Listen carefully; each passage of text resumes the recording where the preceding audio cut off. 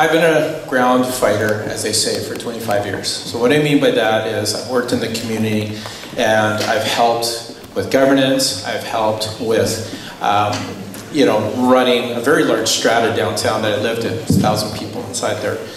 What I do for a living, I'm a certified financial planner by trade. I've done everything from blue collar all the way to white collar. People joke about my CV. They say, well, it seems like the only thing you haven't done is operate a submarine or an airplane. And then I get other people that say, well, there's lots of time I can do that. Okay. But the reason why I'm here is because we've had a situation where housing has become incredibly unaffordable.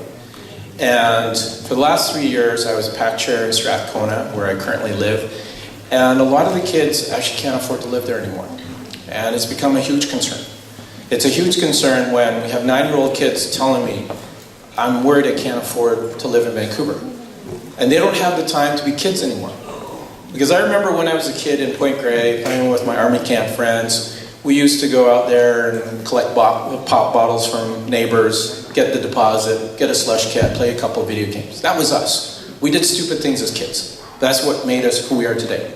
And that's gone. So what I'm hoping to do is to provide a different choice for you. A choice where you have a ground fighter that understands what's happening in the community, not just a high-level person that sort of gets it but doesn't really know what's happening here. And that's what you need in order to fix a lot of the problems that are your concern in Vancouver. And I know you see it. I mean, just even coming here, I know density is an issue, and I said to our campaign manager, be careful, these are cute streets, you're not going to get through here easily, you're not going to find parking easy. And guess who was right? Right? So this is what you need. Anyway, so that's me in a nutshell, and it's a pleasure to be here, and thank you for inviting me to talk. Thank you.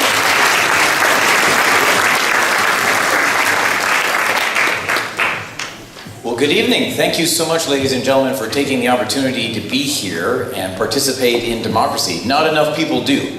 But you're here, you're engaged, you're here to listen, and I hope we're going to have a fun and engaging conversation. I hope you give us some tough questions, and because this is a time for tough questions. But we also need to be tough enough to question the question. For too long in Vancouver, we have had the status quo. We have passed the baton from one side to the other, and it has seen future generations of Vancouver not find that Vancouver works for them. But we have an opportunity to fix that. We have the opportunity to implement a new city plan for the city of Vancouver that works for all of us. We have an opportunity to keep in mind future generations as we make decisions, because we want a sustainable and resilient Vancouver for our kids. The truth is, we operate today on a plan that is 91 years old. It was written at a time and written by people that didn't really understand or really think of what Vancouver would be today. So our question for today is, can we answer that? Are we willing to do that? There are some tough things that we're going to have to do, and it's good. We can work together and say yes to a new future. One that rehumanizes our neighborhoods, that we don't just plan for building form, that we plan around people. We can make bold decisions, and we can set objectives, but we're going to have the will and the stomach to do it together. But let me tell you, my friends, if we are going to continue the old fights, if it's going to continue to be east versus west, north versus south, we aren't going to get there. And I think we know that. And this is, well, I am Vancouver City Councillor Hector Bremner with the Yes Vancouver Party. But I appreciate your question. It's a good question.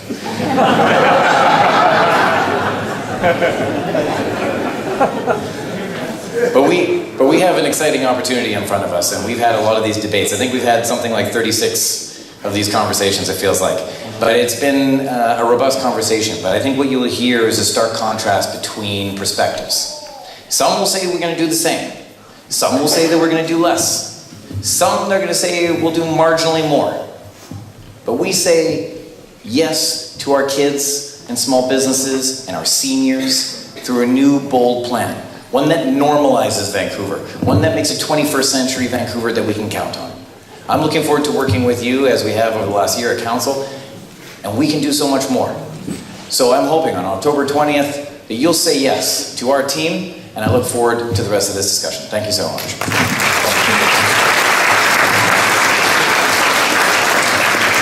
Hi, thank you very much for coming. My name is Ken Sim. Thank you, Hector. And I'm running for the NPA for mayor. I think it's important that I tell you why I'm running. For me, it's deeply personal. I have family, friends, neighbors, co-workers, people that I mentor. A lot of them are leaving this city. We've lost a huge group of our young people. Our seniors, they're either leaving by choice or unfortunately, more often than not, they are being forced out of their homes. I have 4 boys. My eldest boy turned 17 years old in July, and he doesn't see a future for himself or his friends in Vancouver, and he's not even thinking about affordability. So we do have some challenges in the city, but I know we can turn the ship around because I truly believe that 80% of our problems are made in Vancouver problems, and it'll be very clear after we talk tonight. A little bit about myself. My parents immigrated here in 1967. I was born in Vancouver in 1970. I went to 5 elementary schools in 7 years, not because we were flipping real estate. It was, we weren't. It was because we couldn't find rental accommodation. So I really understand what people are going through today in today's environment. Things did settle down. I went to UBC. I paid my own way through UBC. I'm a finance grad from the Sauder School of Business. I'm a chartered accountant, so I articled at KPMG and I did time in audit, forensic accounting, and corporate finance. Then I became an investment banker in Vancouver, Toronto, and London, England, and in private equity as well. And then in 2001, through personal experiences, my wife went on emergency bed rest. We started up this little company called Nurse Next Door, which is a home healthcare company. And now, from our humble beginnings, we have over 200 locations across North America. We have over 5,000 employees, and we're expanding across the world. I share that story with you not out of bravado. I'm trying to paint a picture here. I understand what it's like to run a large, complex organization with thousands of employees. The City of Vancouver is a large, complex organization with thousands of employees, and it needs help. And I know with our NPA team of candidates who are amazing, we can turn this ship around. We're going to be talking about platform today. I'm not going to go through the details of it because I only have about 30 seconds left, but there are 3 main things that we will be focused on. 1, obviously, is housing, and we have a realistic solution that will help us in the short, medium, and long term. 2, we are going to support our businesses. I run 2 businesses in this city, so I understand what people are going through. And 3, and most importantly, we are focusing on our seniors. I've spent the last 2 decades trying to keep seniors in their homes, aging in place, and we celebrate happier aging. And so that's going to be a big part of our platform. Thank you.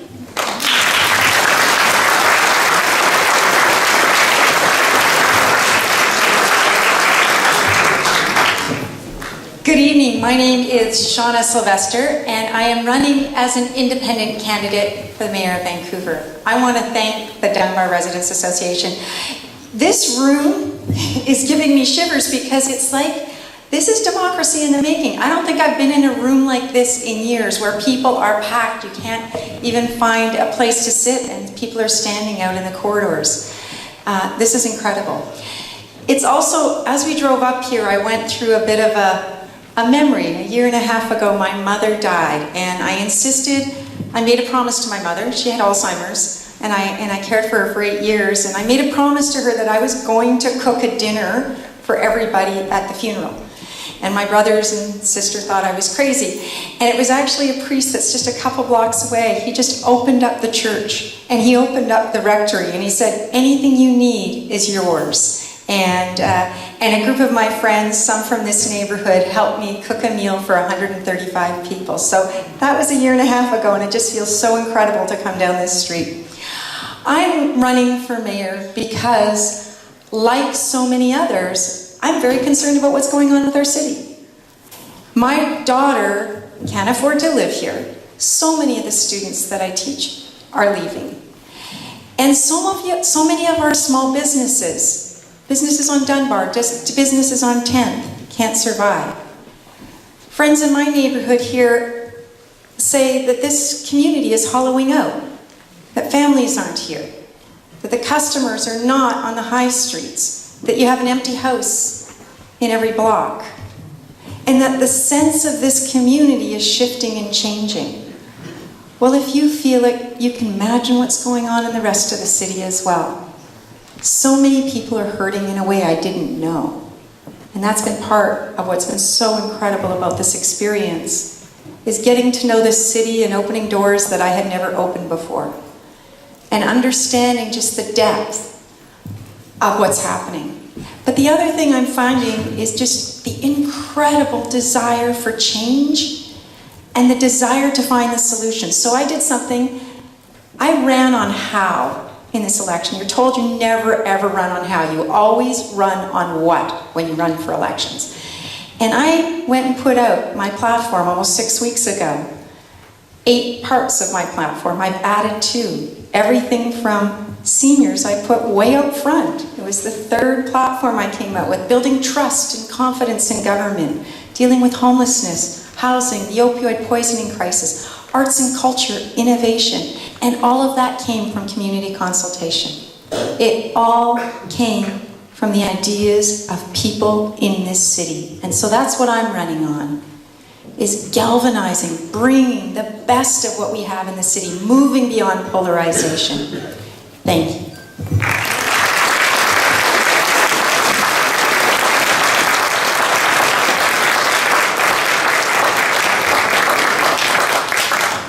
My name is Wei Young, and I'm running for mayor with the Coalition Vancouver. It's a new party that we founded in response to the fact that the NPA is a dying party. Unfortunately, it's all right that you're saying that here, because we've been to communities across the city who don't know about the NPA. It's true, all right? So I know that we're in NPA territory here, etc. And that's okay. That's okay. What's happened is that we are forming this new party because we are tired of the big business and the backroom boys. We are Coalition Vancouver, and we do not have any ties to big business, unions, developers, any of those guys, so that when we get to City Hall, we will not be accountable to those people who are selling out our city from underneath us. So our transportation policy, our mutual respect policy, our care place policy, which we just announced today, to address the homelessness and the opioid crisis in the downtown east side. These are all the things that I want to talk about tonight. And so, sorry, 1:30? Okay. So I wanted to say that one of the things that we stand for are lower taxes, because our taxes have gone up so incredibly much in the last 4 years, 22.5% in fact, which over the last decade works out to be about 280%. Have your programs and services at City Hall gone up 280%? I know that mine have not. Mine have absolutely not. So we need to address some huge problems at the city in terms of their expenditures and their budgets. We need to bring down the taxes so that we can afford to live here again. We're the only party that has said that we will fight the EB school tax all the way up to the Supreme Court of Canada if need be, because that is just plain capitalist appropriation.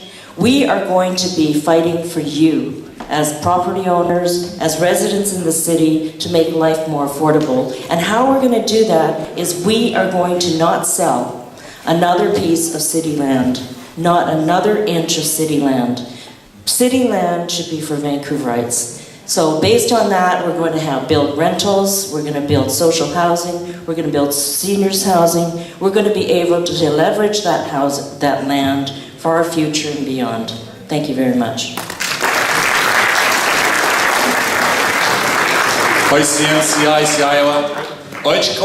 is known as Nechin Tomiatate, Fred Harding Quensna. It's the language of the Coast Salish people on whose territory I'm proud to be standing on. I want to thank all of you for coming out tonight. This is an exceptional audience, so thank you for taking the time to get involved and engaged in what's going on. I'm also proud to stand with these people, the most exceptional people I've had the opportunity to spend 3 months in debating with. They're all good people. And I'm going to tell you why I'm the best. We have to talk about safety. People are concerned about their homes. People are concerned about going away, cars that get broken into. They're concerned about leaving their houses. They're concerned about walking on the downtown east side. For over 30 years, I was a police officer. I worked at Scotland Yard where I dealt with terrorism, and some people say that's not an issue here. I promise you it is. It's not about people who lay down bombs. It's about people who finance and fund. Remember that the first World Trade Center terrorist attack was planned on 2400 of Kingsway. Yes, it is a problem here. We have to change the way we do business in this city. In 2016, there were 61,000 jobs created in Vancouver. In Vancouver, not in BC. It's exceptional. This year, 2018, 14,000 jobs. Our economy is going down the tank. I want to do things which bring in international investment. I want to see a high-speed rail that goes out all the way to Kelowna. We can do infrastructure projects. We can do things differently. I talked about bringing back the NBA, and some people said, can it happen? Yes, it can. And bringing back the NBA, forget the sports side, think of the business of the NBA. The ticket receipts, think of the business of MLB. The ticket receipts, the small businesses it supports, the amount of food it puts on so many different tables. We have to look at our transportation and how we improve that and how we make it free for seniors and free for youth. And people say it can't be done, it can be done. Stop saying no, let's say how. Yes, how. And let's find an answer to housing. It's one of our biggest issues. But people say, how do we end homelessness? If I take every person in this room into an SRO on Hastings Street, we will end homelessness because your collective anger at how we allow people to live will bring this city to a standstill. You will not be able to sleep and you will not stand for it. But we as a society have allowed it to happen, and it's going to stop on my watch. Thank you.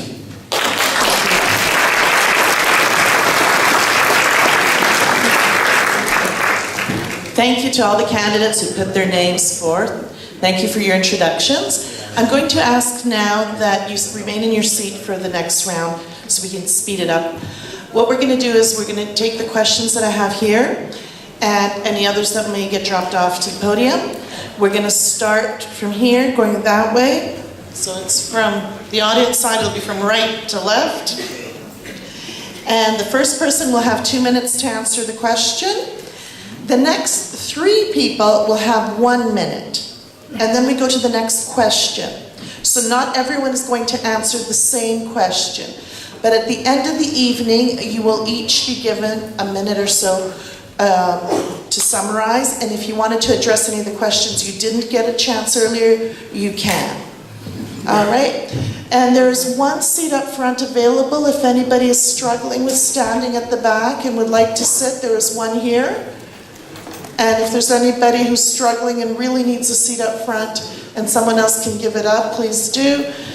And if we can keep, again, the heckling to a minimum, if at all, we can get through more questions that way. Okay, so we're going to start with the first one. Keep an eye on the timer. I will talk over you if you go past the time. I promise, not a threat. All right, so the very first question is, when homes in Dunbar are torn down, we lose affordable rental units. How can we retain more of these livable structures? David Chen, you have 2 minutes. Well, housing is a really complex situation. Everybody wants to talk in binaries and simple solutions, and it's not. One of the things that we have to recognize is that housing values are tied to this problem with unregulated global capital coming here, and we have to stop it. The fact is that I can ask this question, how many of you have an empty home right beside you? A significant number. How many of you have friends that could spend $3 to $5 million cash to hold that property empty? Anybody? It's not us. I've asked this question repeatedly. This is a financial thing. The problem is when that money comes here, it causes the problem.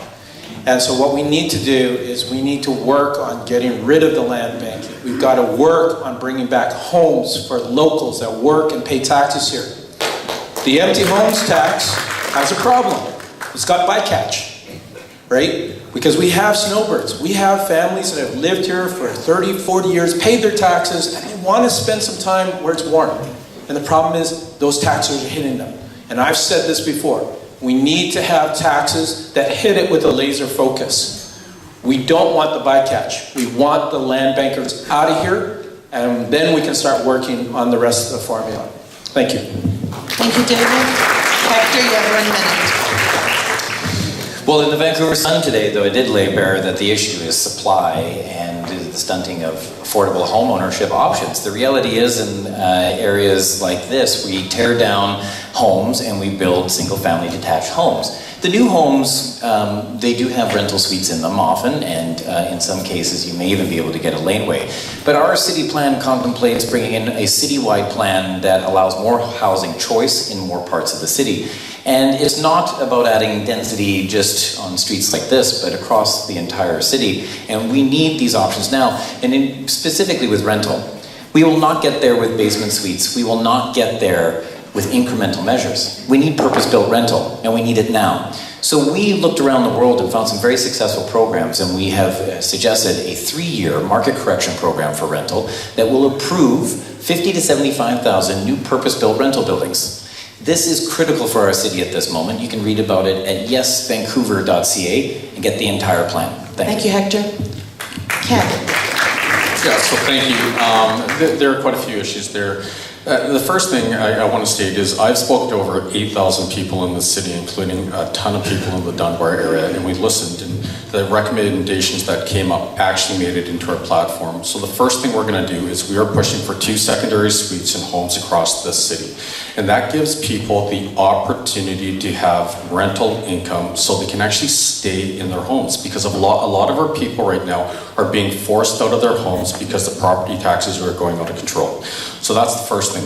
The second thing we're going to do is we're actually going to be speeding up the permitting process. Everyone talks about it, we can actually do it, but a lot of people, homeowners, are being forced to actually tear down their older homes because they're trying to renovate them and they are in permitting hell, and they're actually forced to tear their homes down. And so those are 2 immediate measures that we will work on in addition to our medium and long-term housing strategy. Thank you. Sean. So when I was the facilitator of the Mayor's Task Force on Affordable Housing, I think there were 2 big mistakes that came out of that. I'll be honest. One was, let's put height on arterials. That creates the problem where our small businesses can't thrive. So the second thing was increased supply. So anytime you hear the word, we're going to do purpose-built rental, ask where the affordable is there, because that's critical. So what's just happened is we've upzoned the city and there's no affordability mechanism there. So I'm in favor of gently densifying the city, but in a way that protects the character of the neighborhood and protects the canopy and ensures affordability. So if you're a homeowner and you want to increase the number of units on your land, and it's going to be purpose-built affordable rental, we'll fast-track you through the permitting processes and reduce your fees. If you want to take advantage of a capture in terms of the upzoning and you want to go market, then we have another way of putting in a community amenity contribution that will go to affordability. Thank you. Thank you. Just a second, Wei Yang, you get the next question. Okay, so I'm sorry, but I'm introducing everybody by your first names. I'm going to take advantage of this, and you can call me by my first name, because one of you will have to call your worship in a couple of months. All right. So in keeping with the same theme, the second question will go to Wei Yang for 2 minutes, and then we will have 3 responses for 1 minute each. I'm keeping with the same theme on the next question. The question is, will you roll back the recent citywide rezoning that was rushed through in the last weeks without meaningful consultation? I'm a trained sociologist, and I have put in place social policies across this country and in Vancouver as well. One of the critical things that we have not been doing here in the city over the last decade is social planning. I wrote the social planning guide for BC, and as we all know, urban planning should be following social planning. You plan for the people. That has not happened here with the spot zoning, and that is exactly why we need to bring back neighborhood first planning. Planning should happen within neighborhoods so that you have a say in how the densification happens within your neighborhood. We know that for the last decade, this mayor and the council has done these done deals where people are waking up the next day and they have towers in front of them or buildings that they never were consulted about, and that must stop at City Hall. We are all about consulting with the people, working with the people, so that we have neighborhood-based planning that happens throughout the city. We need to bring back a citywide city plan. So that's number one. We will absolutely rescind the making room motion that was just passed a couple of weeks ago, because that was done without the consultation of the people. And in addition to that, it provides a blanket Band-Aid solution across the city that we think is completely inappropriate. What we really need in the city is we need affordable housing, as we were saying earlier. The affordable housing has to happen by changing our paradigm. The paradigm shift here that we need to do is to not sell any more city land, not sell it out to the developers underneath for our children's sake and our grandchildren's sake. We're going to not sell this land, and we're going to work with you in developing purpose-built Thanks, Wade. planning. Thank you. Yes, Vancouver First will roll it back and revoke this, whatever's gone on there. There's so many questions that have to be asked. And as a police officer, well, as a former police officer, I would say we've seen the act. We have to now get to the idea of what the intent was. In the dying days of an administration, and you pass something so monumental, why? The questions have to hang in the air. In Burnaby, they stopped doing zoning like this within 3 months of the end of the administration. We have to know why this was so important for the Vancouver Council to rush it through. Were there any benefits? I don't know. Who did those benefits, if there were some, go to? We don't know, but there's a lot of questions that must be answered. We will revoke this immediately. Thank you. Back to David. David, you have a minute? So the quick answer is yes, and here's the why. So any of you that have been following Patrick Condon knows that he's asked for a community plan, citywide. Whenever we build something, we need a blueprint. You can't just go ahead and build willy-nilly. In this community, I know that every time St. George's upgraded, when Stong's got moved, you had plans that went up. You had community consults, you had public hearings. But how many of you actually knew that we had this mass rezoning happen? Nobody. My team was the only team, and I'm saying team, that went to City Hall to block this because you were not adequately consulted. And this global change, as Patrick Condon has said, is putting the horse behind the cart, and it makes no sense. It needs to be reversed. We need to have a full community plan, and then we can build the city that's going to be what you want. Thank you. Thank you, David. Well, you certainly won't find any argument for me that vision is gimmicky and they do everything for political optics, but to roll back this plan would not be accurate to say that it wasn't done without consultation. I don't think that's entirely accurate, and I think that also this is not an FSR increase. It's actually not in mass rezoning. It's the same thing as having a house with 2 basement suites and a laneway house. Now you can subdivide the property and you can have 2 forward-facing doors. I grew up in Saskatoon, Saskatchewan, and we had duplexes on every street. It's a very normal thing. But what it's going to allow homeowners like yourself to do, those of you who perhaps are looking to downsize and stay in your community, you now have an opportunity to unlock some of your home equity, build a right-sized home for you, and create a new family affordable home for them. But it's part of, it should have been done, and we have always argued, that it needs to be done as a part of a fully consultative citywide plan. And that's the thing. The angst comes from the fact that you didn't feel like you had a voice, and we agree. And that's what our plan will give you. Absolutely, I voted for it. As a matter of fact, I fully support duplexes. I support families living in our neighborhoods. Very proud to support families living in our Okay, neighborhoods. thank you for that, Hector. Can you pass the microphone, please, to Ken? Ken, if you could wait for the next question here. The next question is, how will you support the retention of local small businesses in our neighborhoods? Thank you very much for that question. There has been a complete gutting of our city, and there's two things. The permitting process, which is absolutely brutal, but more importantly, the way commercial property taxes are assessed on our businesses. I speak from personal experience. Now, we have a restaurant at Commercial and Kitchener. We pay as much in property taxes as we do in rent. There are other companies or other little, storefronts that have actually seen their property taxes increase by 400% in the last 2 years. There's a little shop in downtown. Their property tax bill is $540,000. That has to change. And so what we're going to do is that's the first thing we're going to do as soon as we're in office with our entire MPA team. We're going to address it.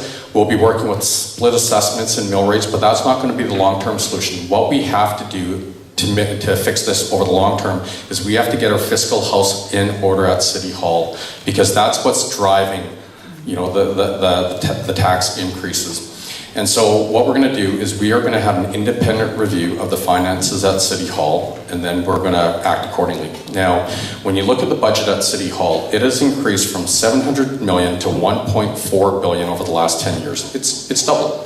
And I know the population hasn't doubled, and I know the level of services that we've received haven't doubled either. And so all we're going to do in our first year is we're going to look at the budget. And how budgets work in large organizations is you take the budget from last year, you increase it by 2%, or in the city's case, 7%, and then you spend it. And then about a month before year end, all these different departments say, wow, we have $15 million to spend. If we don't, we'll lose it. So they spend it. What we're going to do in our first year is we're just going to stop that spend, and we will find a lot of low-hanging fruit. And that will be the first step in getting our fiscal house back in order.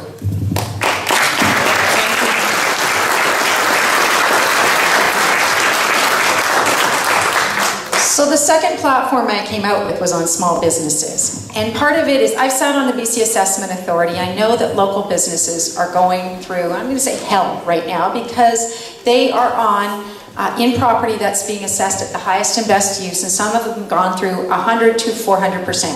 So I've already started working on this. I've already talked to a cabinet minister, working with a former chair of the Assessment Authority to see if we can get a new subcategory in the commercial category. Now, all businesses are in commercial. So we can get a subcategory, we can apply a different mill rate. Let's pull those property assessments way down. Let's also finish this policy review process. Let's fast track the permitting process and set up an ombuds office for small business in City Hall. These are vibrant, critical to the heart of our communities, and we have to treat this like a crisis for small business because we're losing too many of them. Thank you.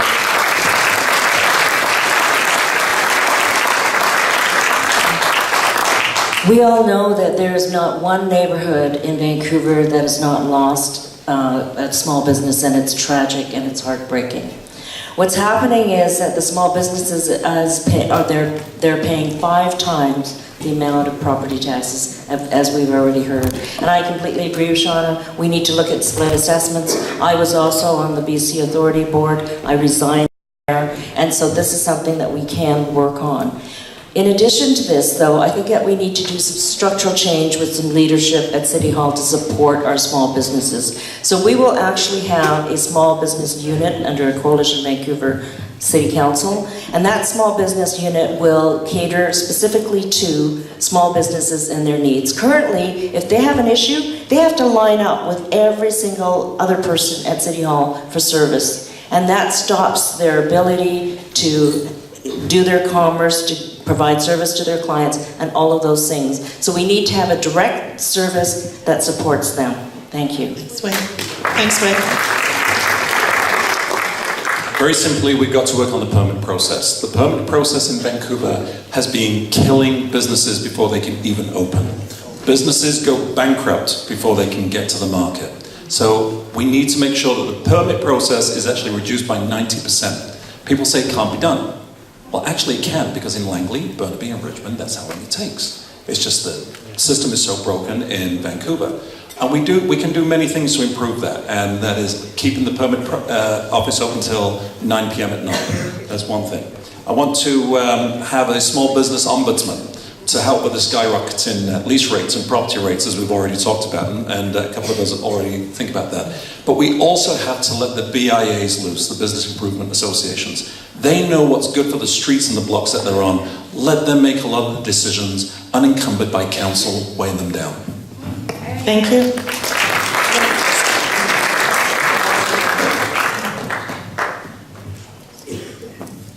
And just before we continue, Colleen, I can't see you.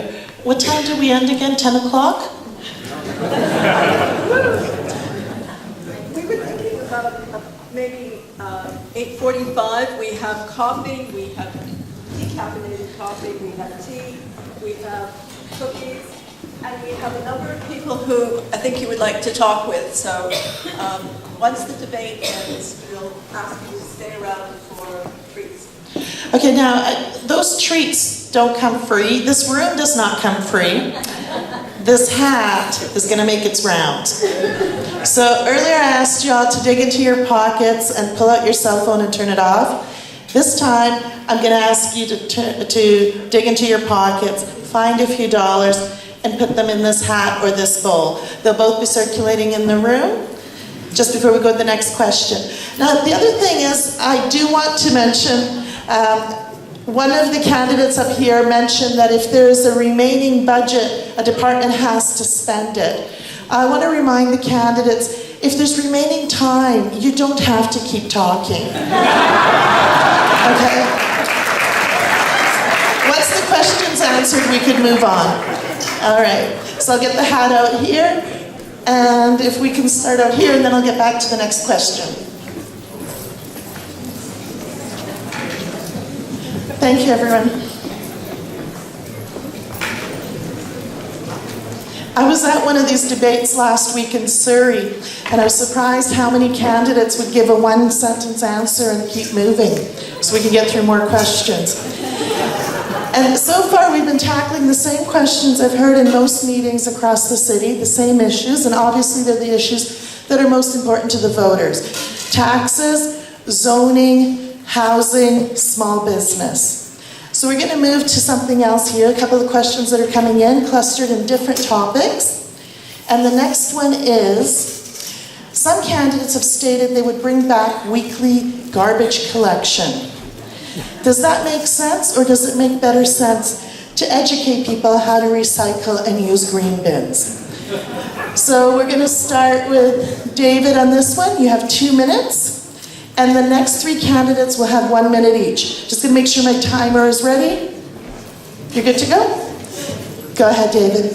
Okay, so we're actually the party that was talking about this. And the reason why is the minute you become a person that's living at ground level, you're going to be dealing with garbage pickup. We used to live in a condo, we dumped it in a compactor, it went away, it wasn't our issue. But in a home that we live on now, it is an issue. I've got a 2-year-old, we got diapers, and I'm sorry, but if you wait on that for 2 weeks, so, you know, there is a reason, and as much as I would like to reduce it, I can't, because there is a certain production rate. But what we can do is, accounting-wise, because the whole point of this bi-weekly pickup and the weekly organics is to try and reduce our waste, and I get that, but all you have to do is cut the bin in half and pick it up twice as often. And accounting-wise, your mass is the same. But the difference is, your home is cleaner. And that's a big complaint in the city. People are saying the city is dirty, it is stinky, and they're tired of that. And that's why we introduced this. So it does actually make sense, and if we do this smartly, we won't dramatically increase how much garbage we're making. And actually, in my opinion, when you make the bin a little bit smaller, you can't really stuff the big things inside, so you'll actually probably be making less waste. Thank you. Thank you. Hector, you have 1 minute. Well, I congratulate the question asker in actually coming up with a question I don't think we've heard yet, so thank you for that. But I will say that one of a core tenet of our plan is to bring in former Deputy Minister of the province of British Columbia, his name is Greg Reimer, to lead a core review of the city of Vancouver. This is critical that we need to actually get inside and understand how our government works. We have been essentially operating by piling on over the last 40 years. It's critical that we address this now. And the other piece of it is, why it's so critical, is that one of the biggest challenges for cities from an ecological point of view is waste. It's both a budgetary piece, as I mentioned before, and that's why the core review matters, but it's also an ecological piece. It's a major challenge for us in the 21st century to deal with waste. We are running out of space in our dumps. We are running out of spaces to truck this stuff to, and then questions in the metro area come up around incinerators and the rest of it. So really big challenges for us in the metro region, and we're going to have to talk about waste, and Vancouver's a big city, and we're going to have to work on this.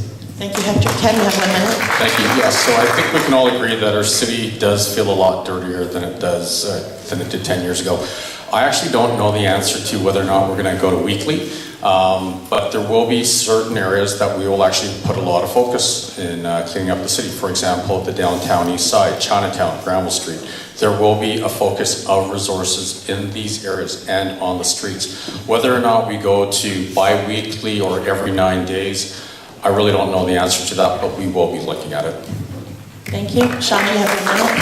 So this is the closest question I've come to a climate change question in this whole thing. And so I want to thank whoever came up with that, because we're really dealing with a very, very serious issue here. Getting to zero waste is one part of the ways in which a city can address some of the climate change issues, a really important way. So we really need to actually look at how we reduce our ecological footprint. Currently, the people of Vancouver, we are way above the global average. We need 4 planets to sustain us. So we need to change the way in which, and I know that that's difficult. I live in a condo, I live in the West End. It's actually not that dirty. I've lived in this city for 50 years. I'm not seeing, other than in certain areas that Ken's talked about, yes, let's focus our energies there, but we can do more to support our planet and our environment, and it's the least of our concerns, I think, to be dealing with whether we put our organics away or not. Thank you, Shauna. Wade, you have 1 minute. I agree with David Chen in the sense that the city is dirtier.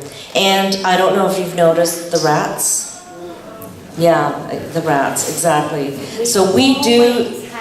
Rats. No, but we have more rats now, and they're far bigger.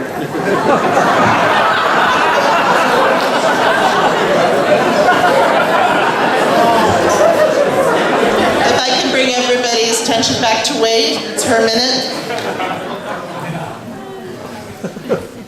Go ahead, Wade. We actually have people that have joined our party because of the rat problem in the city. Yeah, this is a real thing. I know that you may think it's funny, but it is a real thing.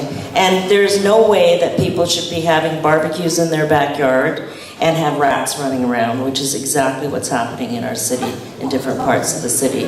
So the city is dirtier, it's grimier. Under our Clean City Plan, we're going to double the receptacles, the recycling and the garbage receptacles throughout the city. We're going to be doubling our sanitation crews in the parks, and etc. So I see my time is up. Thank you. Okay. That's it. You'll be getting your next question there. So hold on for the next question. Okay. So I'm trying to find all the questions that you may not have encountered on the campaign trail. And these are all questions from people in the room, so they are important to people in the room. The next one is regarding the cost of raising the dikes along the Fraser River front. Who is going to pay for this and how? And does this need to be done? I'm going to start with you, Fred. I haven't got a clue. That's my honest answer. I have not heard about the need to raise the dikes on the Fraser River. So it's the first time that question's ever come up, and I've not... That's my answer. If he wants to hand you his 2 minutes, he can hand you one of those 2 minutes. One of those 2 minutes? Okay, I've worked a lot. We are the 10th most vulnerable city in the world on rising sea levels. This is a serious issue. People look, when you look at the maps, they actually look at Southlands as a sacrifice zone. There's nothing we can do to protect Southlands. I'm a bit worried that we're putting St. Paul's in a flood zone. But this is a really interesting issue, and there's some very creative ideas. We did an X challenge on how to deal with this issue. And the ideas that came to the fore were fantastic. So there's some really potential. If I could get you to cast your mind to the future of what's possible in 30 seconds. But Northern European cities have figured this out. We could begin to think about this, but there's also bigger cruise ships that want to come in here. They can never come into dock. But what if we did create the kinds of locks and things that would enable an integrated commercial, economic, viable space? So there's real creativity on this one. Okay. Thanks, Shauna. David, it's yours for 1 minute. So it's not just the rising sea levels as a problem, it's also our global warming. We're getting huge floods in the spring, and so it is a concern. Here's the challenge. So the feds actually own everything up to the high tide line. Everything after that belongs to the city. But if you get a flood, who's going to come in and bail us out? It's actually the feds. So it is complicated. Now, also that waterway has some control that's under the control of Port of Metro Vancouver, which is a private organization. So what I would say is that the city, because it is looking out for your best interest, needs to spearhead getting those dikes increase in height and sorting out who's going to actually pay for it. Because at the end of the day, everybody's going to end up paying for this if we don't do anything about it. Thank you. Thank you, David. Hector, you have 1 minute. It's not actually all that complicated. It's a Metro challenge. Metro has a strategy for this, and the cities have been working together towards a variety of bank improvements all up and down the Fraser River.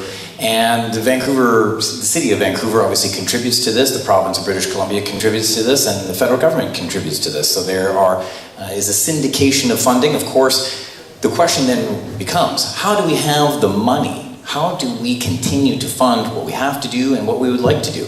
And that is where a real city plan comes into place, where we begin to look to the future and recognize that we have $110 billion of mortgage-free, clear title equity in the city of Vancouver. This means that we have a tremendous opportunity to build homes for our children, but also capture the incremental profit in that and put it to good use, whether it's bank improvements, whether it's new community centers, seniors programs, and daycares. There's a lot we can do, and we need to get to work on this now. Thank you, Hector. You have 1 minute, Ken. No, is that not on? Did Hector turn it off for you? He really doesn't want to hear my voice. He's sick of it by now. I will take the opportunity to take a little bit of time here. The reality is we're all in the same boat. It will be the city, it will be the province, it will be the feds, and to Shauna's point, we can actually engage the private sector, and we have to get on it, and there you go. Okay, so the next question is going to start with Shauna, but I'm going to let everybody answer it, and you all have only 30 seconds because it's a really direct question. Okay, I have to admit that I turned 40 a few years ago. Okay, maybe like 5 years. But I didn't bring my glasses tonight, so I misread this and I had a chuckle, and then I realized what the real question was. I thought the question said, have you released your demons, and if not, when will you? But it actually says, have you released your donors? So I misread that. But take it any way you want. 30 seconds, you can easily answer this. Everyone go, Shauna. My donors are angels, and yes, I have. So I think the important thing is I'm running a very grassroots campaign. I don't have corporate donors. I don't have union donors. I have individual donors. And I released mine the day on October that I did it the morning of the 10th when polls opened. And yes, and I have no problem disclosing. My biggest issue was disclosing to Kennedy Stewart because he was harassing some of my supporters. Thank you, Shauna. Wade, 30 seconds. We are like Shauna, we are a grassroots organization, so we have individual donors only. We don't have any corporate union, big business developer donors at all. And we are working flat out with our supporters and the people that are helping us with the vote and everything. So we will be releasing our donor list.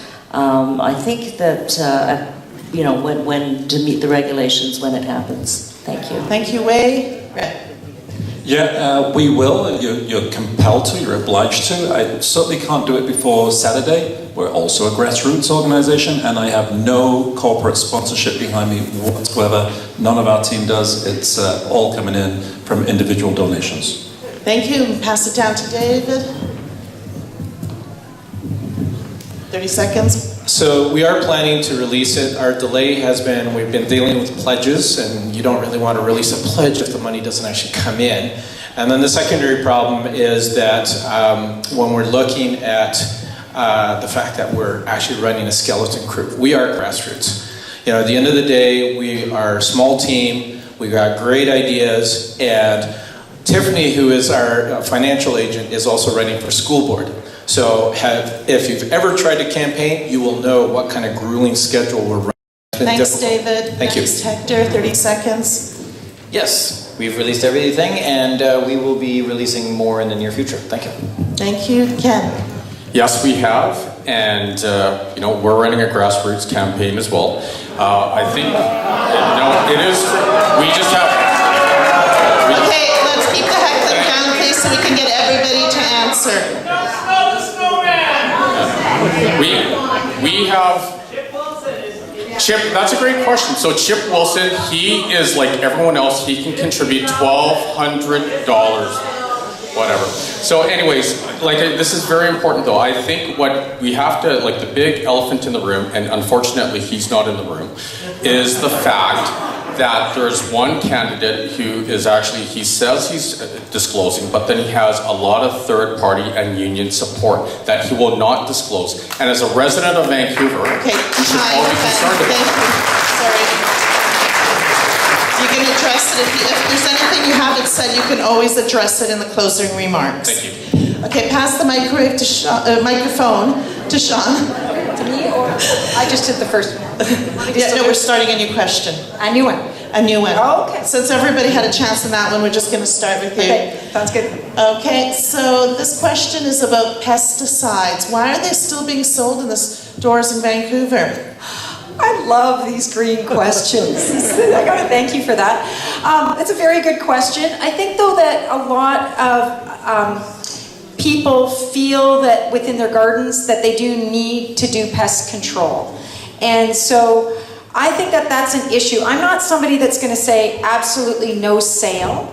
I'm gonna say let's educate and wean people off of these things. Because let's face it, this can be difficult. And not everybody carries my set of values on this, so I'm not going to tell you that you need to be this way. What I'm going to do is try and educate on why we should not be using pesticides, why we don't want pesticides into our water.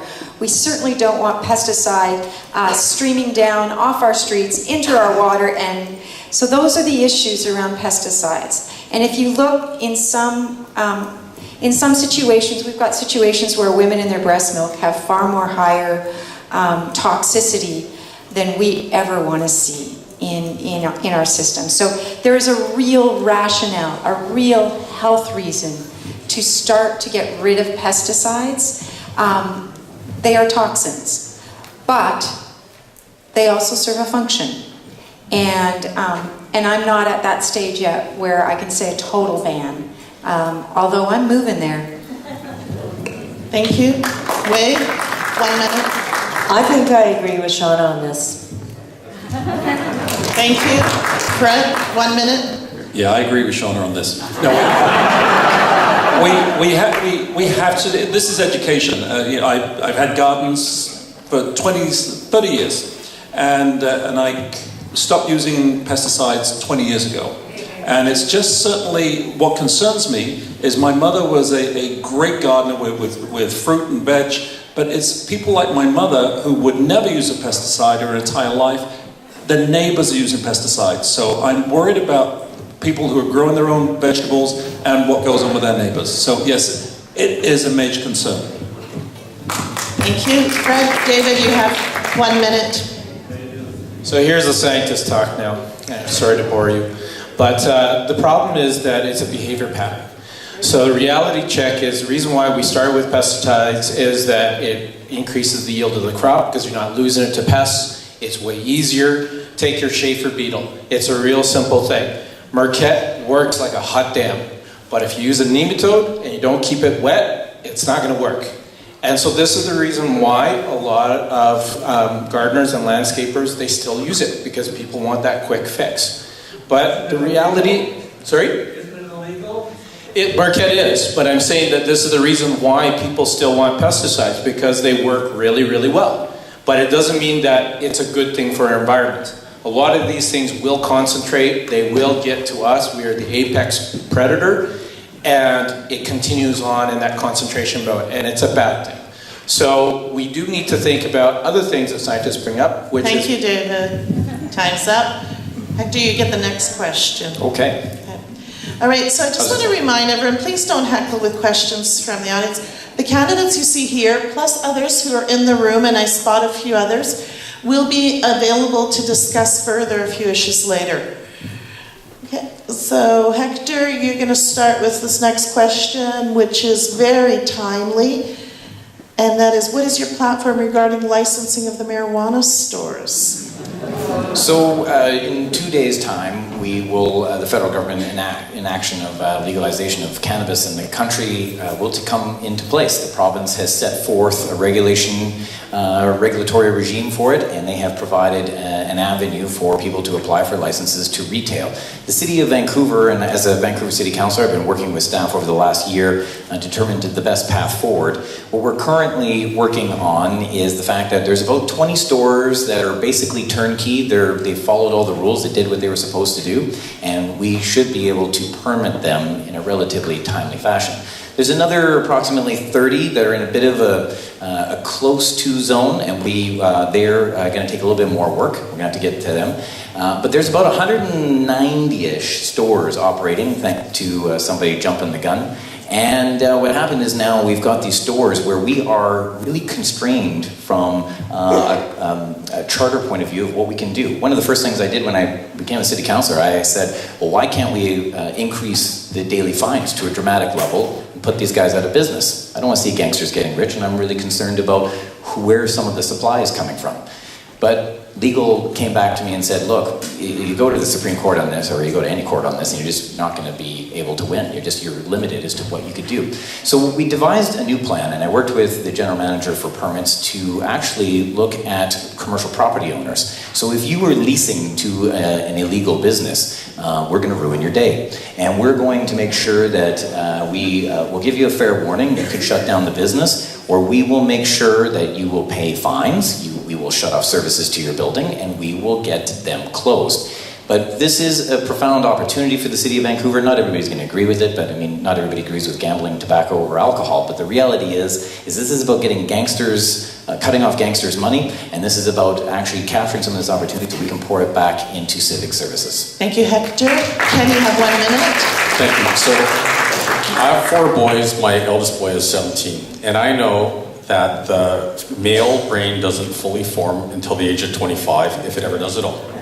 So, speaking from experience. Anyways, look, as Mayor of Vancouver, we will allow for the legal sale of marijuana in this city. And the reason for that is, regardless of what we do, there will be marijuana sales in the city, because there always has been. I know Richmond right now, they actually want to, they're not going to allow the legal sale of marijuana. What's going to happen is there are going to be sales all over the city, including in the schoolyards. And so if we can actually license it and regulate it, we can enforce the laws and make sure that the sale of marijuana doesn't happen close to schools or where our kids are. And so that's what we're going to do. Thank you. 1 minute, Sean. So I agree to some extent with Ken on this. I'm treating this as a business, and businesses have to be held to account for what they're doing. So they have to work according into the licensing. They have to work by the bylaws, and if they don't, they suffer punitive conditions. So for me, it's not a big one for me. They're becoming legalized. They're going to be businesses. I don't like to smell cigarette smoke. I don't like to smell marijuana smoke. So I'm going to want to see those same restrictions around restaurants and within public spaces, and I'm not going to take on this is a great economic opportunity as somebody else has talked about, although, you know, as a business sector, it might present some great economic opportunity because it does in other regions. Thank you, Shauna. Wei, you have 1 minute. I am also treating this like a business. I think that it obviously is going to be legalized in 2 days, and we need to have a transitional time, which the city is already working on in terms of tracking down the illegal dispensaries, and there's a court case going on about that, so I do support that because these were illegal businesses. But as we transition, I think that we have to be very cognizant of the fact that we are all, again, consulting with neighborhoods about you know the kinds of businesses that are going into their neighborhood, and also to keep it away from the children as much as possible.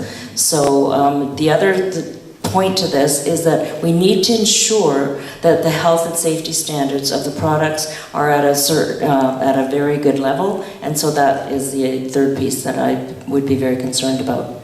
Thank you. Brad, you get the next question. So it's a little overwhelming with the number of candidates for council, and it's really hard to figure out who's going to work best with whom. As a mayoralty candidate, can you please list the 3 councillors you would like to be working alongside? This is a quick question, 30 seconds each. You've got 3 names to pull out of your hat. Colleen Hardwick is number 1. I'm talking about people who are not on my team, by the way, right? Colleen Hardwick. Yeah, sorry, I should have specified who are not necessarily on your slate. Yeah, not on my slate. Colleen Hardwick, Adrian Carr, and I would say Mike Weeb. David, if you could take the question, 30 seconds. Timer, keep it for 30 seconds on these. So because I don't have to tell you the whole slate, it's quite okay to tell you 3. Colleen Hardwick is one of them, David Wong is another, and Derek O'Keefe, because I like his fire. I think he cares about the people that are marginalized in the downtown east side. We need that. That's a tough one. Yeah, so I won't list our own fabulous team members, and there are 5 small business owners running with me, and I hope you check them out. But if there are people that are on this other side of the fence, Sarah Blythe is here today, and I want to recognize her hard work that she's doing to save lives in the downtown east side. I'd like to work with her. And I'd also like to work with Wade Grant, who's a member of the Musqueam Nation, who's a really bright guy. And also like to work with a really strong housing advocate guy named Adrian Crook, who's a really great urbanist and a great leader in the community. Thank you. Okay. Well, we do love our NPA team candidates. They are phenomenal. And I actually have met most of the other candidates running it. There are some amazing people who have a deep love for the city. So I would agree, Wade Grant would be one. I feel badly because I know there are a bunch of Greens in here, but I'll just mention Pete Fry because he hasn't been mentioned yet. And there's a guy by the name of Abu Bakar Khan, who he's a really good guy as well. And he'd be a pleasure to work with. Thank you, Shauna. So I'm running as an independent mayor, and my commitment is to work with whoever is elected. So it would be completely inappropriate for me to answer your question. Wei? I think I would have to go with Adrian Carr because she's a person of morals and values, and we've seen how she really cares about the communities. Sarah Bly, because of her work in the downtown east side, I have a huge, deep respect for that, and I hope to work with her on the homelessness and drug addiction issues on the downtown east side. We announced her policy today. And I think the third person would be Wade Grant because of his amazing contributions to the community as well. Thank you. Okay, Fred, we'll start with you with the next question. It's a little tougher here. As a taxpayer, I would like to think that the city is operating efficiently. This is where you're supposed to heckle, folks. Okay. Over the last 4 years, there has been a dramatic increase in management positions throughout all departments at the expense of positions that perform frontline work. Also, there has been an increase in marketing and social media positions, but we haven't seen this in permits. Are you aware of this problem, and how would you address it? Fred, you have 2 minutes. Yeah, very aware of this. And the interesting thing is, I don't know what the numbers are for the permits. What I do know is that the morale of the permit section is rock bottom, as is the morale of many places around the City Hall. What I want to see, and actually it's an interesting question because my mind at the beginning of this is, I need to see an org chart. I think all of us need to see an org chart of City Hall and see where all these jobs are. 40 people in media? Like, it's nonsense. But the other thing is, you go in as the mayor, my responsibility would not to be throw people on the street. Right? People have got jobs and they deserve those jobs, and I say that in terms of if they've got them, they must have applied for them, there must have been something. I want to see attrition, but I want to see an org chart that allows me to look at the overall picture of where these people are and certainly why they're there. Thank you. David, you have 1 minute.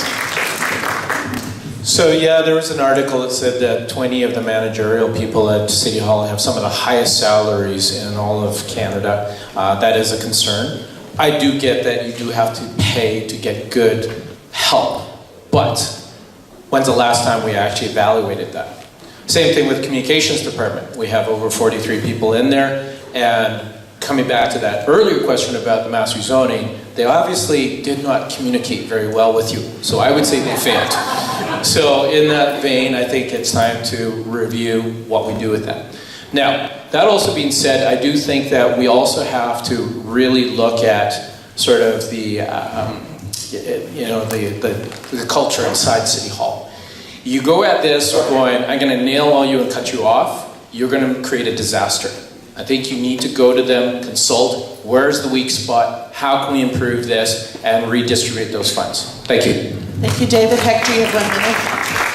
So David just described what I was talking about a little bit earlier, which was a core review. This is actually critical, and we're really proud of the team that we've put together that's going to lead this core review.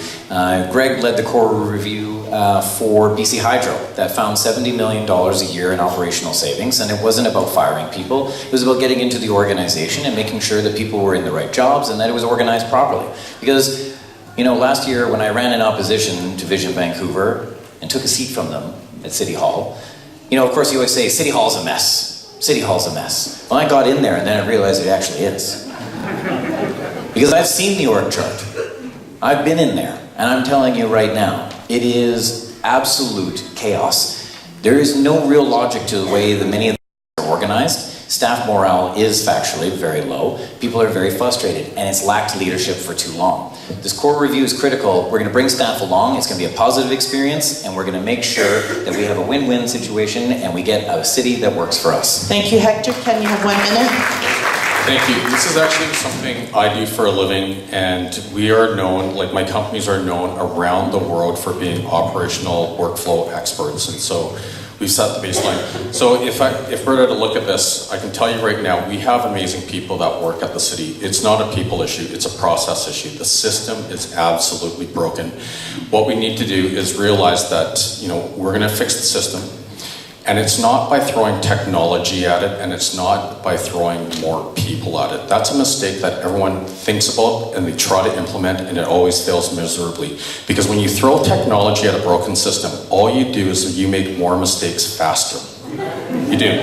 And if you throw people at a broken system, right now, in permitting, for example, people can't make decisions. So throwing more people at it will just make the problem worse. And they actually tried this in 2016 at the city. They put over $2 million into that problem by adding more people, and we didn't get better results.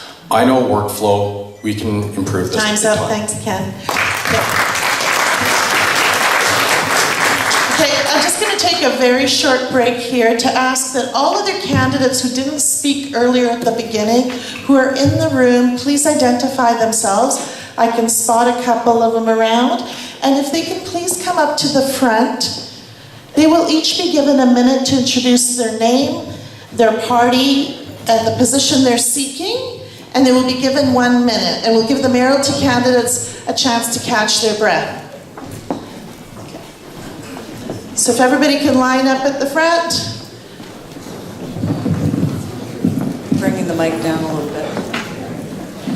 Good evening, everybody. Yeah, just a second, let me make sure how many we've got. Is there anybody else in the room? Adrian Carr, I thought I saw you as well. There you are. Fraser Ballantyne, I think I saw you at the back. Maybe you left already. Oh, there you, are you not running? But you don't want to go? Okay. You don't have to use your minute. Remember, we talked about this earlier. Okay, just want to see how many we have so I can figure out the time and how many questions we still have time for.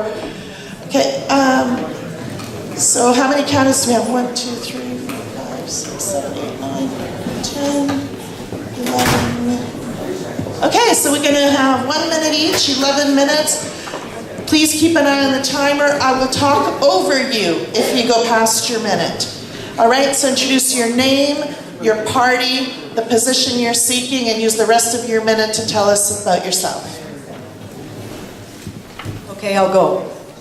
Hi, everybody. I'm Colleen Hardwick, and I'm running for City Council for the NPA. I'm a hometown Vancouver girl, born and raised. My family lived in Kitsilano and Kerrisdale. Educated at UBC, followed in my father Walter Hardwick's footsteps in urban geography and planning. I am a serial entrepreneur in the film industry and in digital technology and civic tech. I'm also the mother of 2 millennial daughters and soon to be the grandmother for the first time in December.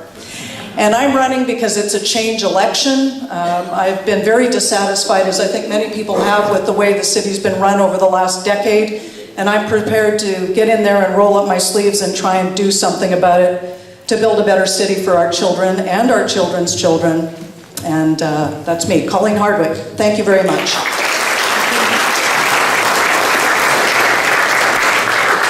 I'm going to ask everybody that we hold our applause. Everybody's worthy of applause, I get it, but we'd like to get everybody through in 1 minute and get through this so that we get back to the questions with the mayoral race. So next, please. Hi everybody, my name is John Cooper. I'm running for my 3rd term as a park commissioner with the NPA. I'm probably best known for my effort to save the Bloedel Conservatory. I grew up in Dunbar. My dad worked for the park board for 42 years. So that's what got me involved. And since I've been involved, I've noticed a lot of things. There's a couple of things that you heard about budget I'd like to explain because people really care about their parks. So a couple of things have happened at Division Vancouver. The budget of the city has gone up 45%. The budget of the park board has remained virtually flat for the last 10 years. We have 32 gardeners while they have more than 40 people in communications at City Hall. Those 32 gardeners have to look after 230 parks. So I want to bring some sanity back with the NPA majority. Ken has agreed to send some funds down to properly fund the park board, which I believe is about $10 to $12 million underfunded every year. The other thing they did, they cut the development cost levy, which was always 42% of the park board, in the middle of this summer down to 16%. That drastically affects our ability to buy future parks. Thank you. Next. Let's hold our applause, please. Hello everyone, my name is Brecken Crellin. I'm a tradesman who's running for council with ProVancouver. For the past decade, I've been working in Vancouver on the front lines of this housing crisis. Other candidates can talk about the graphs and the numbers, but I've been living it. I've seen a change come over the city in the way that we build. I used to actually build homes for families and meet the families who are going to be living in the homes that I build. Now I just build homes for people that are going to sell them when I'm done. It's hard to keep my heart in the job, and it's hard to build any kind of beauty when you work for someone who only cares about how much money they can get out of the investment that you're building. I've had enough of this housing crisis. I will not be priced out of all of Metro Vancouver. I'm here to stay. I will fight tooth and nail for the city that I was born in. I'm the only tradesman that's running for council. I'm doing this because I've had enough of this housing crisis. Thank you. Next. Good evening, everyone. My name is Greg Edgello. I'm running with ProVancouver for Parks Board. The reason why I want to get involved is I've had the fortune to be able to represent you at the Olympics and win a gold at the Commonwealth Games, and I want to make sure that we look at physical activity, sport, and recreation through our Parks and Recreation as an investment and not an expense. We've seen the budgets whittle away, so there's not enough money for programs and services for the children, the youth, and the seniors. I want to make sure that we have programs that are going to be safe, clean, accessible, and affordable for everyone. That includes seniors and children. I want to make sure that every kid has that opportunity, like I did, to be able to travel around the world, represent this country, represent you, and be able to enjoy the amenities here in Vancouver with our parks. I'm a dog owner. I mean, our trails, our parks, our beaches, every single day in our facilities. I want to make sure that you can continue to do that as well. So thank you. Vote for Greg Edgello, Pro-Vancouver. Thank you. Next. Hello, I'm Arlo France. I'm running as a city councillor as an independent. I'm number 1 on the ballot list, so I'd just like to introduce you to myself. I'm a well-educated, bright individual. I know what's going on in the city. I keep hearing you guys discuss your issues out front. I want to bring that to City Hall. I want to create an app that actually allows you to communicate with City Hall a lot faster. I want to create a better transportation system with BC Transit becoming more rideshare-like and being able to pick you up in your communities versus like direct routes. I want to tunnel more individuals, like the train system from basically I'm going to make the city a better place. I want to create more arts community festivals in the city so you will know your neighbors a bit more and create more money for the arts. There's so many things I want to do. I hope you guys enjoy your voting this coming Saturday, and please vote for me. I'm number 1 on the ballot for some reason, so there's got to be a reason, right? Thank you. Next. Hi, my name's Franco Petta. I'm born and raised in East Vancouver. I'm running with a platform for small business. I went and talked to all the BIAs and gave them a lot of ideas that all of these candidates are talking about now, but I actually work small business and been in small business most of my life. So there's, businesses that are being threatened, workers that are being threatened daily, and people in their doorways and they can't conduct business, yet they're paying city taxes every day at 5 times the rate of everyone else. And we need to support them and give them options on how they can conduct their businesses safely. The police don't even come or anything. It's like a war out there. So I'm running to support small business. Franco Petta with Coalition Vancouver. Next. Good evening, Dunbar. My name is Dave Demers. I'm a first-time candidate for Park Board with the Green Party of Vancouver. There's 10 of us on the ballot, 2 more to follow me very soon. And I've got 2 colleagues at Park Board, Camille Dumont, also first-time candidate, and Stuart McKinnon, who's pretty well known. Who am I? I'm a total plant geek. I'm a landscaper by trade, and that's the reason why I moved to the West Coast. I spend a lot of time, I live a little further east, but I spend a lot of time in this neighborhood for work. I truly cherish this neighborhood.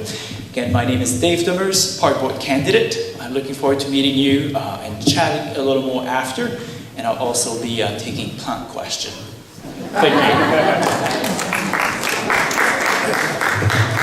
Yeah, take Demers up on the plant questions. He knows the stuff. Hi folks, my name is Pete Fry. I'm running for City Council with the Green Party. It's great to be back here in Dunbar. I actually grew up in the neighborhood, 19th and Crown, 4849 Blenheim Street.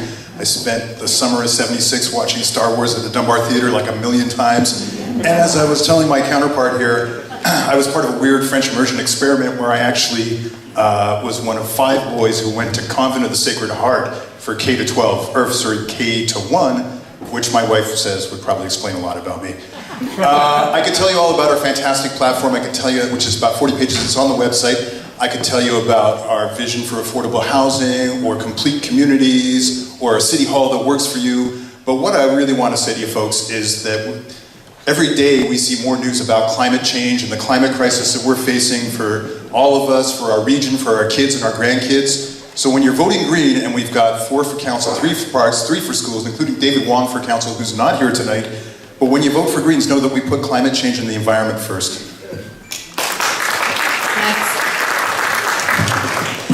Hi everyone, and thank you first of all to the Dunbar Residents Association and to you as a community. You always have the most packed, engaged meetings of any community during the civic election, so congratulations to all of you. My name is Adrienne Carr. I'm a two-term councillor running for my third term. I was very honoured to receive the highest vote of any councillor in last election in 2014, actually more than any councillor in the history of Vancouver. And my hope in this election, and in the fall by-election, our three school board candidates came 1, 2, 3 at the top of the poll. So my hope is that in this election that you will put our 10 Greens at the top of the polls, 4 in council, 3 in school board, and 3 in park board. And why? Because we put public interest first. We listen to you. The engagement process is broken in the city, and we will work hard to fix it. And we think not only of the practical reasons and the data we want to get to make a sound decision, but what will put our children and our grandchildren better off in this city. Thank you. Next. Hi there, my name is, it's going to be the mic rise here. My name is Sean Cassidy. I am running as an independent candidate for mayor of the city of Vancouver. A bit about myself, I actually played basketball in this gym when I was a kid. I went to school very, very close to here and we played a team here. I'm running because I have a strong housing background. I raised $10 billion for affordable housing in Canada with a team in Ottawa. I was a senior debt manager, acting deputy treasurer of Canada Mortgage and Housing. I'm probably the only one here with the housing background. I also was very active at City Hall. I fought the 105 Kiefer battle, that was our team. The downzoning in Chinatown, the West End plan. We killed a number of marijuana applications in that area. So I've been very active in City Hall for the last 2 years. I've also have an investment banking background where I did government corporate finance in Toronto on Bay Street with a firm that used to be called Pemberton, which was acquired by Dominion Securities. I worked in municipal government. I'd financed most of municipalities, regions, and provinces across the country.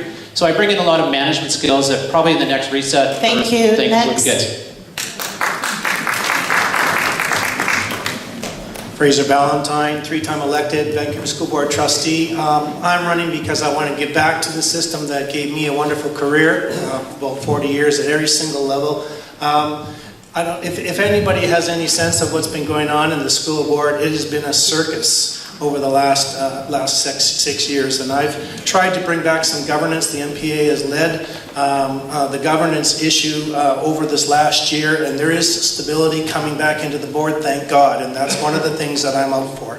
The second thing is, from my dream team, is we want to seismically upgrade schools as fast as we can, and we would like to work with the City Hall in fast-tracking schools and making it a priority to, as much as it is for affordable housing, as it is for seismically upgrading schools. That is how important it is. It's your children, it's the next generation. They need to be in schools sooner, not later. And the last issue is that the dream team that I'm with have all got kids in the system, so their feet are in the schools, and they are very passionate about what's going to be good for kids. Thank you. Next. Thank you. Hello, I'm Sarah Blythe, and I grew up in this neighborhood. It's a very special place to me, and I've lived on several different addresses on Dunbar alone, and I went to Lord Byng. I really care about this neighborhood, and I know a lot of folks that live in this neighborhood who are struggling, businesses that are struggling, and I just want to let you know that I'll be here and a voice for you at City Hall if you elect me. So thank you for coming tonight, and thank you for being part of democracy. Next. Hello, I'm Adrian Crook. I'm number 6 on your ballot. I'm running as an independent city council candidate. I am a single father of 5 kids. We live downtown in a 1,000 square foot condo. I founded a couple nonprofits, one in the housing sector and one in transit, public transit. And my father was a career Vancouver Police Department homicide detective. So I saw a lot of the city when you could probably say it was a bit safer. And I'd like to see that changed as well. So thank you all for coming out tonight. Vote adriancrook.com for all of my policies and platform suggestions. And thanks a lot. Take care. Thank you. Okay, there is no way we're going to get through all of the questions, so I'm trying my best to make sure that each question that I choose here in the pile has not in any way been addressed already. And being cognizant of the time, I would like to say that we'll introduce something else here. The first person to answer will get 1 minute. The next 3 will get 30 seconds each. I apologize for the short time, but it gives us a chance to go through more questions.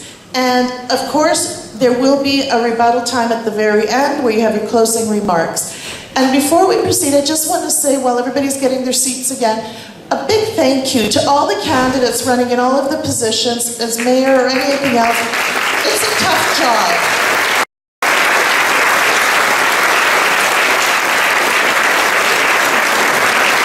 You know, you sacrifice your personal life, you are scrutinized, you know, you are harassed, you are critiqued, and rarely are you ever thanked for the job. So it's a big deal. I think it's a great honor to have anybody do this. All right, next question is, we'll start with Shauna. I think that's where we left off. If you want to grab the microphone. And you will have 1 minute, and the next 3 people, up to David, will have 30 seconds. It's a tough one. Can you tell us what skills you personally bring to the job of mayor? This is a big city. Okay, 18 years on corporate governance, often in the finance and auditing positions, 20 years in nonprofits, 30 years working with different levels of government. I have founded 5 different social enterprises, grew up in a family business. I'm a mother, that's very important. The other thing that I think is the most important is that I am asked from around the world to play the role of a convener, as a facilitator, to bring people across difference to come together. I do this in conflict zones. 2 weeks ago, I was doing it with United States and Russian arms negotiators. I am used to working with people who are very diverse in their thinking, bringing them together, developing solutions, and then getting to work to implement. Time. Governance is everything on this one. Thank you. Wayne, you have 30 seconds. Wow, 30 seconds to pack in over 40 years of work in this city. I'm a sociologist, as I said, but in addition to that, I sat on the board of the YWCA, brought Crabtree Corner to the downtown east side. I sat on many different boards, the Mennonite Central Committee, the Binational Mennonite Central Committee that looked after international programs and services around the world. I was a former member of Parliament for Vancouver, as you know, and I also was a foster parent to 7 children, 3 refugees from abroad. So much more. Check our website. Thank you. Fred, you have 30 seconds. I'm a team leader. I lead teams, highly efficient teams. The teams that I've led have outperformed any other teams that they've competed against by 3 times, and I'm talking about in extremely difficult and dramatic circumstances. I'm a businessman. I've set up 2 companies. One is an international consulting company, and I have brought together marginalized communities and actually created history in terms of the negotiations that led to an agreement in the North Shore with the Squamish Nation and the 3 districts in the North Shore. Thank you. David, you have 30 seconds. So 13 years of financial planning work, 25 years of working in management with businesses, 25 years working in the community, and the big thing is I'm a jack of all trades. My first business mentor said this: you want a jack of all trades because then people can't cheat you as easily. You know what's going on. Thank you. Thank you. Hector, you get the next question. You get to start the next question. Will you instruct the VPD to enforce the current prostitution laws of Canada? I guess I'm not, the question could probably use more context and background. I mean, I think that the issue here is that we need to understand is that, chasing down and arresting impoverished women who are marginalized, who are often coerced into such situations or in such situations as out of necessity, I don't think is an effective use of our police work. I think we need to have some compassion for people. I do think, obviously, we should go after Johns and making sure that that is, that's where the crime occurs. But I think more what the question gets to the fact is that we have a poverty endemic in an extraordinarily wealthy city. And we need to lift people up. They need a hand up. They need some compassion. And our plan does that, and I encourage you to really look at it very closely. But with no barrier housing and true supports for people that are marginalized, we can lift them up. But they don't need to be shunned, and they don't need to be chased around. That doesn't help. Thank you, Ken. You have 30 seconds. Yeah, like I would, first of all, I don't know what the laws are when it comes to prostitution. I will totally agree with Hector. If you ever go down to the downtown east side and you actually talk to people there is a lot of trauma going on right now. And there are a lot of people that are just trying to make it. Like they're just trying to make ends meet. And unfortunately, sometimes they fall into that world. And instead of, ostracizing people and penalizing them, we should be thinking more in terms of supporting people. Shauna, 30 seconds. So there's a division between what is sex trade work and what is trafficking. I would enforce the hell out of trafficking. On the sex trade, it's a different thing. We have the living in community. We have the Forsaken report. I'm worried that we're going to have another example of missing and murdered women. If we don't start developing a closer relationship with the sex trade workers, that is not an oppressive relationship. There's only one woman right now that's working as the liaison between the VPD, and that woman needs to be, she's going to be coming close to retirement. We need to be able to support that transition. I worked on the downtown east side for over 10 years as a volunteer and also as a Native youth worker. And so this is an issue that's very close to my heart. As a member of parliament, I sat on the Status of Women Committee where we went after the human traffickers and put a lot of resources towards that here in Canada as well as internationally. I absolutely, in terms of the prostitution law, it's about going after the Johns and the people that are making money from these women. And absolutely, we need to help these women up. Thank you. Fred, you get the next question. I know you're VPD, but hey, next question. It's short, it shouldn't require too much here. I don't think all of you will use your full time. Fred, more bike lanes, less bike lanes, or do we have enough already? Where do you stand or pedal? Violence against women. Violence against women is one of the biggest problems in Vancouver, and I will not talk about the bike lanes until we address that issue.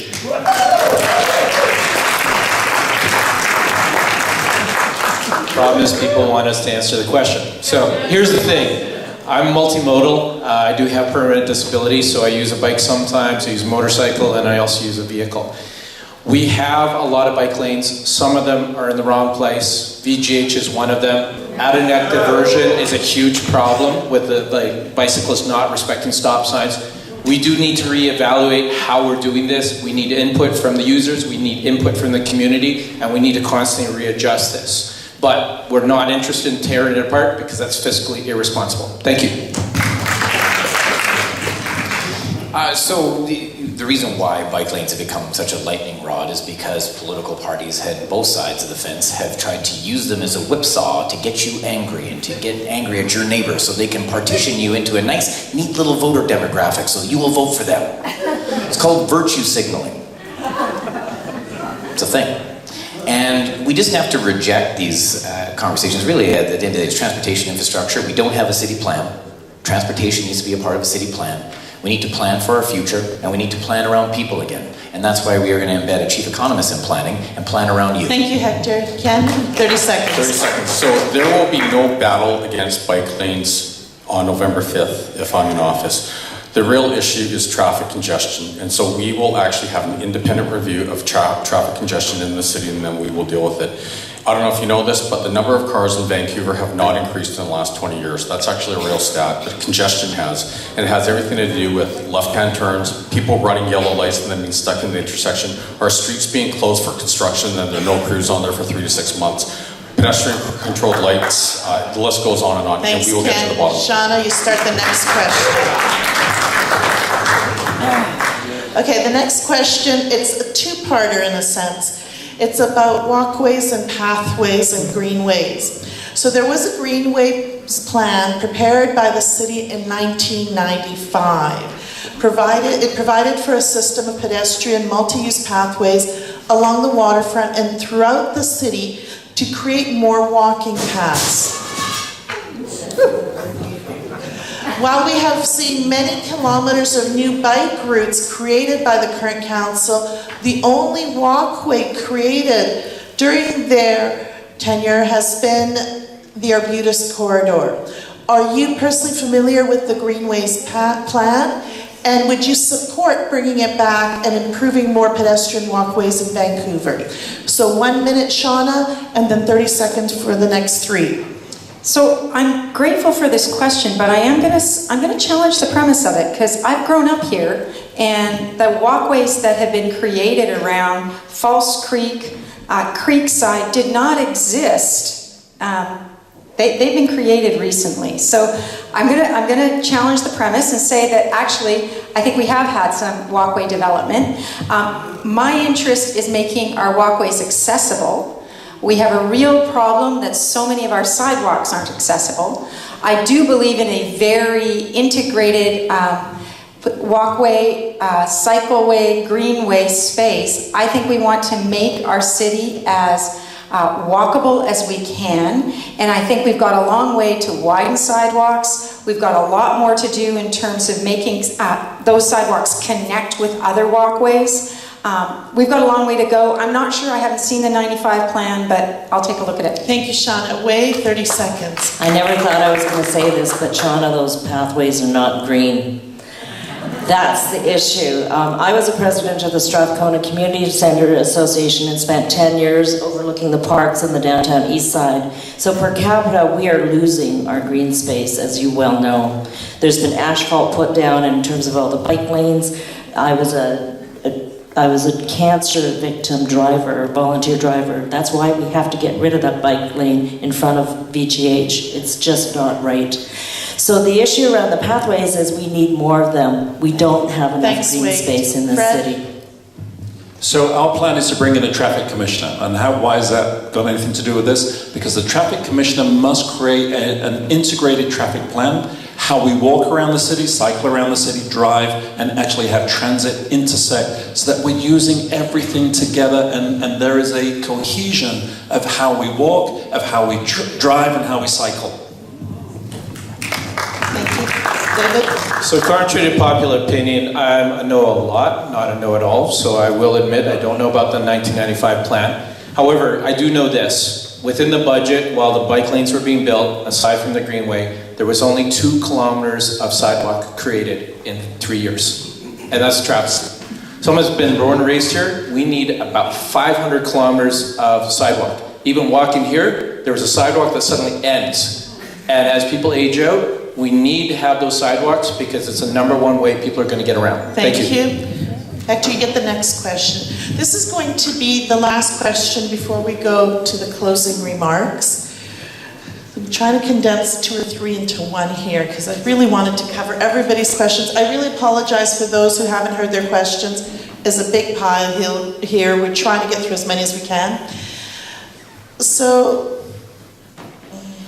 this is not a rhetorical question.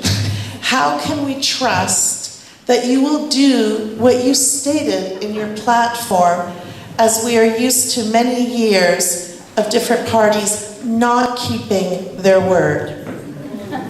How can we trust that you will keep your word? Well, anybody that's been following me knows over the last year that is exactly how I've lived out my time at Vancouver City Hall. I've been absolutely authentic to what I said I was going to do. So much so that it got me forced out of the party that I was with. But the truth is that we are resolute, absolutely zealous in fixing our city. We started our party with 4 key principles. We were going to take all the good ideas. We were going to bring people together. We were going to stop playing politics, and we were going to get the job done. It's cost me a lot. I've had to go through a great deal. But we have been resolute, absolutely resolute in what we are doing. So when you look at our plan, it is empirical, it is evidence-based, and it is based on something that is achievable, and we need to achieve it.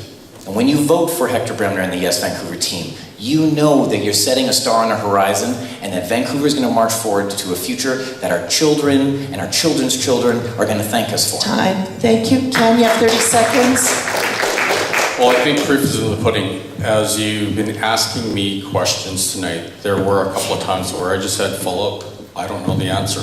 And I think you build trust by that. Like when you actually think that, you know, if you don't have an answer or you can't deliver something you want to promise or you want to talk about, you just be honest about it. And so I do have a reputation in the city. People who've worked with me know that I'm an honest person. Our company, we're governed by core values. One of them is admire people. And, we've had a situation where we had a client that Thank you, Ken. Sorry, Shauna. So the first platform I came out with was restoring trust and confidence in government. And a big part of that is, while I am an independent mayor, what I will be doing is tabling a set of principles. And I'll be trying to convene and ensure that what comes out of that conversation is a set of principles that all of the council feels comfortable with, and then can report out on quarterly to citizens. So I make it a point of constantly trying to be accountable for what I do. That's a great question, because we founded Coalition Vancouver because we believe that it's the voters of Vancouver that should vote for the mayor, not the backroom boys in some party. So what I've always stood for is collaboration. In my whole 40 years of working with the community, with different levels of government, with business, it's always been about collaboration, with working with neighborhoods and bringing out the best in that process. I also wanted to say that it's critical that all of the promises that I've made... Wait, sorry. Okay, next question, Fred. You're into the next question at this point. Actually, it always works out like that with you, doesn't it? Okay, so this time you can't really avoid the question and go to an older one because it's closing remarks. All right, so everyone's going to be given 1 minute for closing remarks. Just before we get to them, I'm going to let you know that the questions that remain behind include pedestrian, include speed limits in the city, include whether you'll bring Uber, whether you'll be protecting older trees. Those are some of the basics. Some of them about seniors housing, and demo evictions. So things like that we didn't, renovictions, we didn't get to all those. But unfortunately, we just don't have enough time. So right now you have 1 minute for closing remarks. And in those closing remarks, I hope you could tell us a little more about who you are and not just about the politics, so we get a feel of who you are. I'll do my best.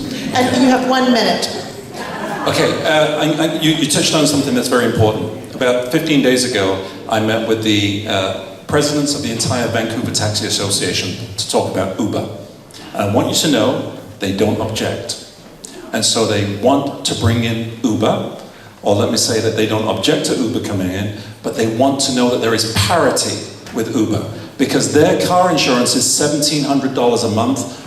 Uber's is about $200. They want parity. That's what they're looking for. So they've asked if I can negotiate, and if I'm elected mayor, absolutely I will. So that's very important. So that's taken up my time, but I want to say we're at a crossroads. We've been down the left. We've had the vision, the NPA. It's not worked. It's time to have somebody who's actually got an inspiring plan. This is why this is going to work out. We've got an inspiring plan that can take Vancouver to a new direction. Vote Fred Harding, vote Vancouver first. I wish we had more time. We will win, and all of us will succeed with that.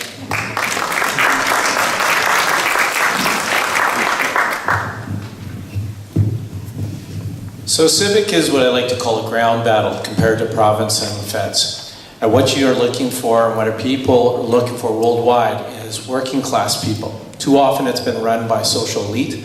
And if we look worldwide, there is a change and it's happening. And what we found is that people are looking for someone that can bring some logic, some critical evaluation skills, and that's why you need the technical skills, you need the knowledge base. Because here's the problem about the way our governments work. It's usually the senior planners and the senior staff that control it. And they feed the data to your elected official who doesn't understand what it is, takes a summary recommendations and makes a decision on that. You need someone who's a ground fighter, who has the technical skills, and can make that decision that benefits you. Thank you. Thank you. Thank you. My father grew up during the Second World War in Britain, and he used to always tell me about how his mother would eat after the 5 kids ate. And I think some of your parents probably did that for you when you were kids. My wife and I, we look at our 2 boys and we ask ourselves, are we living those same values today? Are we putting our children first? Are we thinking to the future? Are we willing to give up something we'd like to have for something that we know our children need to have? That's what 2018 is about. That is what this election is about. We have been kicking the can down the road for too long. We are resolute. My family has went all in on this. We've walked through the fire, and we're standing here today, ready still to say yes. To say yes to seniors in our community, to say yes in our children to our neighborhoods in the future, and say yes to small business. But say yes to a great Vancouver. Let's say yes. Thank you, Hector. Ken. This election is about whether or not we are better off or worse off after 10 years of vision government. And I can tell you, affordability's gotten worse, congestion's gotten worse, homelessness has gotten worse, and our businesses are suffering. I want to say this respectfully. Kennedy Stewart is the de facto vision candidate. His plans are the same, and it's going to be more, thanks Sean, it's going to be more of the same. I have the best shot at beating Kennedy Stewart. I'm a chartered accountant, by the way, and I'm the only person here that has experience running a large complex organization. That's what the city needs right now. And so with our amazing MPA team who are all over this room, please support us and be that change. Thank you very much. Thank you. Shauna. So something's just happened in the closing statements. I've heard 2 people explain that what we need is a really good manager as your mayor. That's not governance.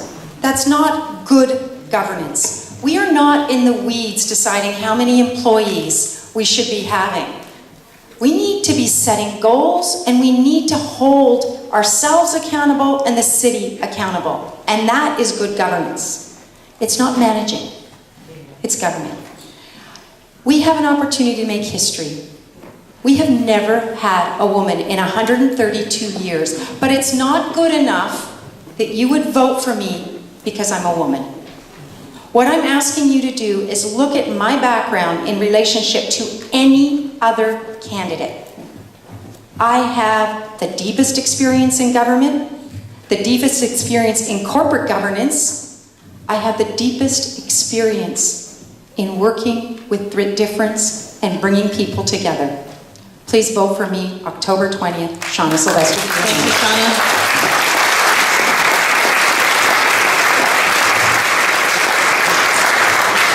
That's a pretty hard act to follow because I'm exhausted. I started my day at 6 a.m. However, I want to share with you that after we were all at the Christchurch Cathedral the other day, yet another debate, and I was in the bathroom with another woman, and you know women talk in the bathroom. You probably know that. This woman came up to me and she said, I'm going to vote for you because you have the best experience of anybody on that stage. I have been in government. I have governed. I've been in Ottawa. I've worked with the provincial, the federal governments. I have worked in the community. I've worked in the downtown east side. I've worked as a corporate director as well. I've been on the BC Assessment Authority. Look at my credentials. Look at what I have achieved. It's not just about talking about it, which many of these people are. It's about accomplishing it and delivering on programs and services from the downtown east side and across this country that has happened and has served so many people, and I make a pledge that that will happen with me. Thank you. Thank you to all the candidates. Thank you for everyone who's come out. If anybody needs help at all in navigating the stairs or because it's dark out, please let someone know and we'll help you out. I'm going to turn the microphone back to Colleen. And thank you very much to the candidates more than anything.